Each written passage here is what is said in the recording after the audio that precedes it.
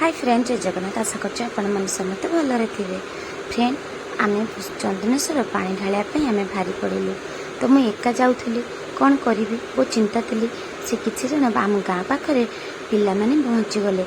मो पिला मानू पचारि तुम मैंने सब चंदनेश्वर जीव तो पिला माने कहले हाँ आम साथी जीवु।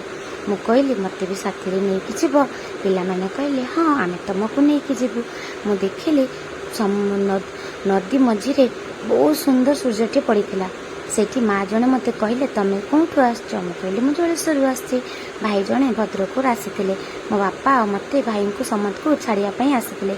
नदी आर पटे भी बहुत लोग आसुले चंदनेश्वर पानी ढालियापी। तो आम समस्ते मिसी से पूजा करी पानी ढालियापी आम बाहरी पड़ू। पानी ढाली अधा रास्तार पहुँची आमको बहुत जो भोक लगिला। तो आम कि खावाई से छिड़ाई गलु। छिड़ाई गला भाई मैंने कहते भाउज कौन थकी पड़लनी? मु कहली नाई मो मु थकिनी। से कहले चलो भाउज आम साथी की जापर आम सकाଳେ पहुँची गला आम पानी ढाली मो मंदिर बेढ़ा को पहुँची गले। मंदिर बेढ़ारे बाबा जने कहते माँ जन तुम पानी ढाली सारे? मु कहली हाँ। भोग फूल नहीं आम मंदिर बेढ़ा को जाई मंदिर पाखे पानी ढाली आम पलि आस।